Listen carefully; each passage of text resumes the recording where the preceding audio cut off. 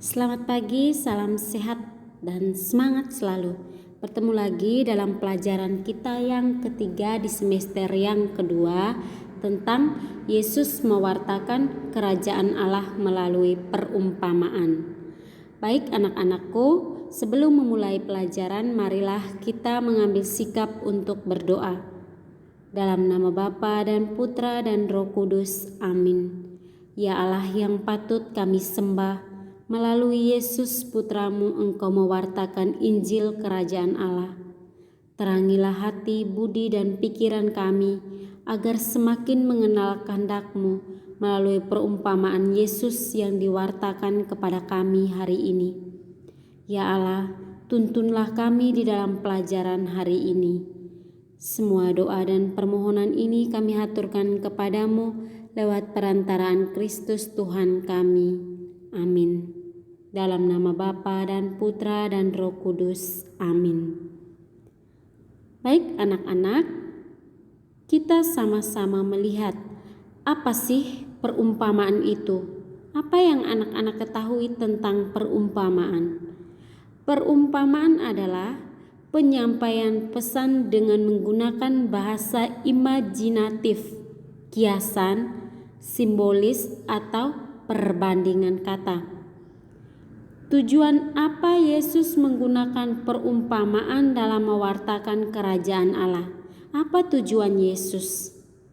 Dengan menggunakan perumpamaan, orang yang mendengarkan ajarannya diharapkan dapat lebih mudah mengerti, memahami, dan melaksanakan ajaran dalam kehidupan nyata.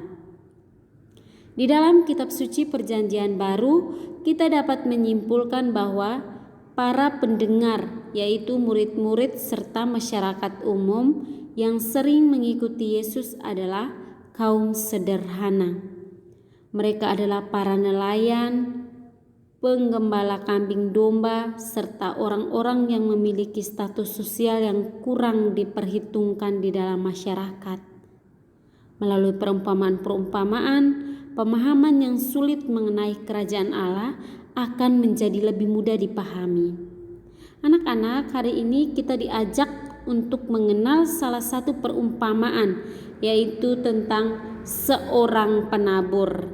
Itu dalam Injil Matius bab 13 ayat 1 sampai 13 yang menekankan sikap rendah hati dan siap terbuka kepada Allah sebagai salah satu aspek kerajaan Allah. Anak-anakku, marilah sama-sama kita mendengarkan perumpamaan tentang seorang penabur. Ibu yang baca, kita sama-sama mendengarkan. Sebentar ada pertanyaan-pertanyaan yang harus dikerjakan. Mohon didengarkannya dengan baik mungkin. Pada hari itu, keluarlah Yesus dari rumah itu dan duduk di tepi danau. Maka datanglah orang banyak berbondong-bondong lalu mengerumuni dia, sehingga ia naik ke perahu dan duduk di situ, sedangkan orang banyak semuanya berdiri di pantai.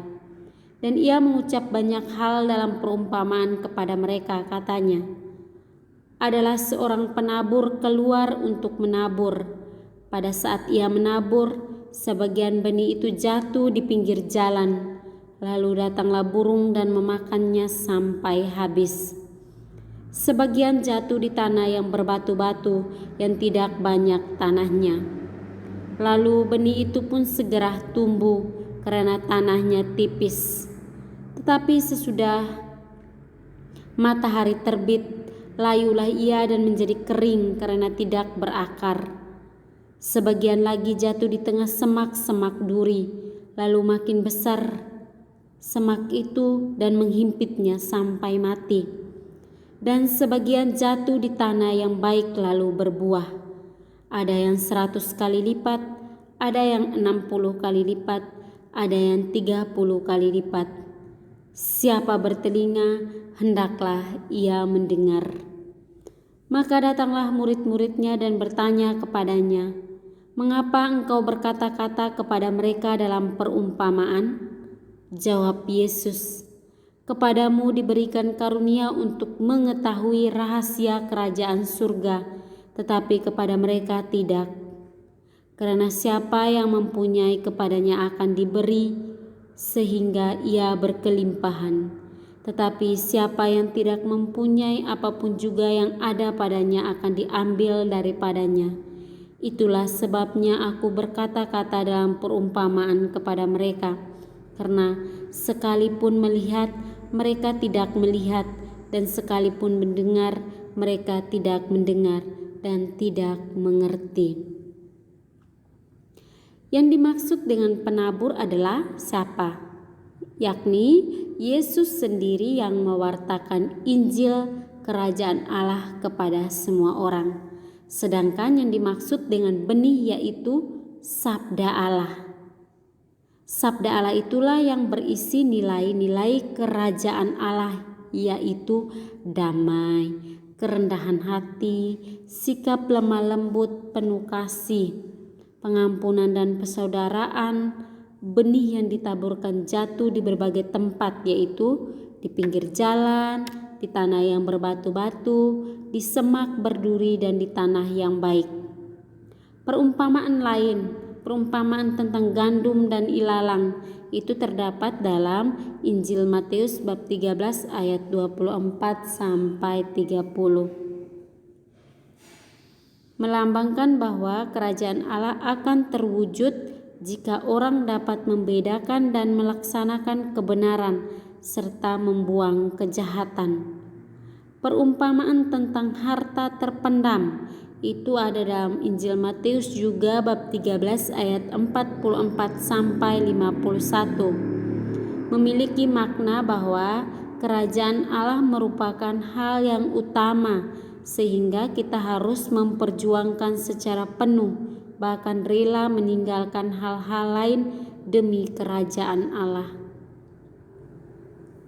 Baik anak-anak, kita sama-sama sudah mendengarkan perumpamaan-perumpamaan yang disampaikan oleh Yesus dalam Injil Matius. Sekarang Ibu minta kerjakan 3 soal ini di dalam buku tulismu.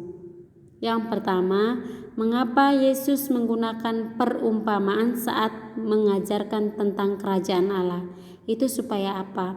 Pada materi tadi Ibu sudah menjelaskan, Yesus menggunakan perumpamaan itu supaya ... Yang kedua, tulislah beberapa perumpamaan yang disampaikan oleh Yesus di dalam Injil. Lihat dalam Injil, cari dalam kitab sucinya anak-anak yang ada di rumah, berapa perumpamaan yang disampaikan kepada Yesus. Tuliskan berapa perumpamaan yang disampaikan oleh Yesus di dalam Injil. Yang ketiga, pilihlah salah satu perumpamaan yang kamu sukai dan tuliskan ulang menggunakan bahasamu sendiri. Pilihlah satu perumpamaan, misalnya perumpamaan tentang seorang penabur tadi. Tuliskan dengan bahasamu sendiri. Baca perumpamaan tersebut, baru ceritakan dengan bahasamu sendiri.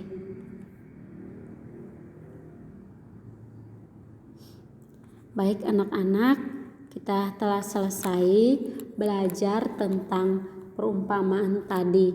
Sekarang Ibu kembali mengajak kita untuk mengkatup tangan dan menutup mata. Kita akhiri kegiatan kita dengan doa. Dalam nama Bapa dan Putra dan Roh Kudus. Amin. Ya Allah, kami mengucapkan syukur atas pembelajaran hari ini. Melalui Yesus Putramu, Engkau mewartakan Injil Kerajaan Allah.